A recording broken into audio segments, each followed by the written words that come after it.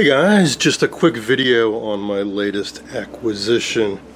It's kind of on the fence about this one as well. It may look familiar to you because I have two others.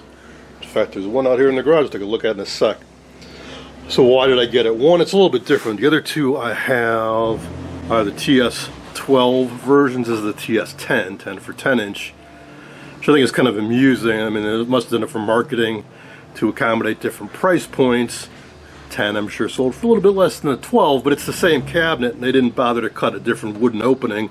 They just put a big thick bezel around the picture tube so you don't see the gap. If it looks familiar to you, yeah, it's basically the same chassis as the Dumont RA103D I worked on recently. This will be the earlier version, probably an RA103A, maybe B. Has a little bit different tuning mechanism. It's still the continuously variable inductors, but this would be the Impituner rather than the Inductuner. Both made by Mallory, but it's earlier incarnation, so it's far less elaborate. And this one's kind of gummed up. Hopefully it's not broken. And instead of having a complex gears and gear reduction, they put this little extender on the knob here, so you can, well, when it's working right, you can go rapidly to the left or right. But same idea, it covers TV and FM radio, and we do have the 6AL7I tube up here. Knobs are a bit chromey looking. I don't know what the heck is on. Well, this one in particular. And this knob is missing. The focus controls on these are so often burned open, damaged. I don't know what condition this one's in. I don't know much of anything about it, because the seller didn't know much of anything about it. He wouldn't budge on the price, so that was a little odd, because he admitted that I was the only person who expressed any serious interest in it after being listed for several weeks, but he's firm on his price.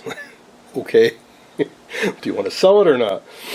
But anyways, it was reasonably enough priced, and it's in better condition than the others I have. This is essentially no veneer damage, just a little bit of a scuff here, and it has the metal back. So just for that, it's worth it to me. I'll spin it around a little bit so we can take a peek inside. Now, the seller said one other person did contact him, but just to tell him that he should be asking more for it, because it's rare and worth a lot of money. I wouldn't call these rare, maybe scarce in money. Hey, as much as I like these early black and white TVs, the reality is they're heavy, they're clunky, they're finicky. Younger people generally are not that interested in them, and the values have been dropping a bit. Just like with anything else, exceptional examples, really rare things, pre-war sets, super high-end stuff always retains value, but other stuff, this is really, really, really heavy because it's also really, really, really well made. And it's in excellent condition inside. A nice chrome label there. Obviously, it's a model TS-10. A little bit of info here. Might be the original owner.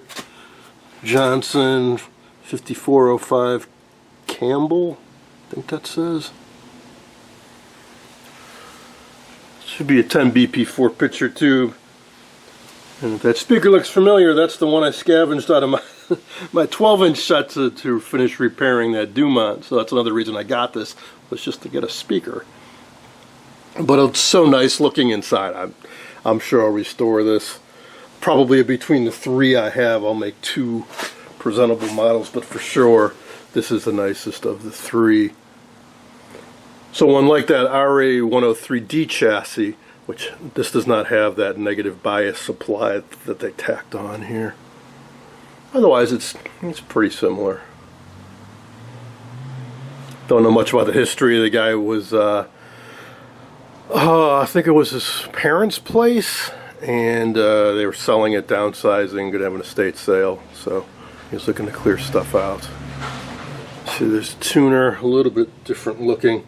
What's often a problem with these is there's a big round phenolic disc that's printed up with all the different bands, the high VHF, low VHF, FM band, got a light bulb behind it. Those are fragile. Those often get damaged. And you pull this chassis in and out, there's no protection on that disc, so we're going to want to be extra careful with that. Now, part of the reason the cabinet being big is there's actually nothing over here. It's just a big void, just so they can make it stylish and have the speaker off to the side, but this whole compartment over here is empty. A massive power transformer. It's neat to see the original model back, because I like, well, one, you get the labels on the controls. And I like how they have little cutouts. So that's actually the horizontal frequency adjuster. There's no horizontal hold on these sets. So you have to reach in there and adjust that little knob. And then you get a vertical position switch. And there's all your other things that don't get adjusted very often, including provisions for phono input and console coupler. I'm thinking maybe for a console radio, something like that.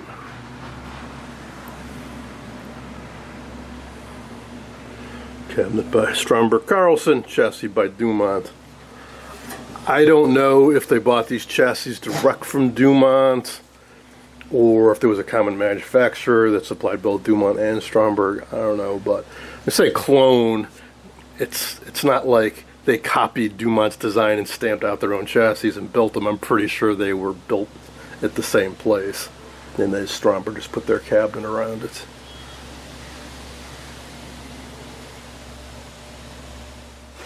Now here's a 12 version that I got at the early television convention in May. And this one I bought with the intent of combining this with my other 12 that I got a few years back that kind of works, but has a terrible cabinet because somebody used a rotary sander on it and burned through the veneer really badly. So I'm thinking about putting that chassis in this cabinet. And then between those, I can scavenge knobs off of this for that one. Also, that one is a bit scuffed up around the dial, the tuning dial, but this one looks different. So, sorry for the bad lighting. But this dial escutcheon looks to be all brassy. Yeah, this one's black, painted. So I suspect the other one may very well have been painted and it started wearing off and somebody just polished it all off. So it seems odd to have a bright, shiny metal escutcheon next to the screen. It'll probably be a little distracting. But we can always paint that up to replace the damaged areas. Now, for right here, right now, this is going to have to live in the garage. But sometime next year, I plan on restoring this and one of the other TS-12s.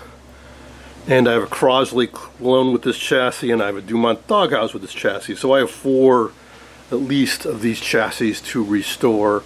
Might as well do them all at once.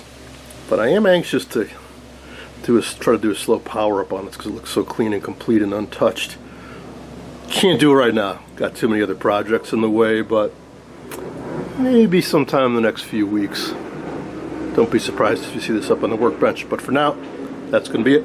Hope you enjoyed this first look at a Stromberg Carlson TS-10 from around 1948. Thanks for watching.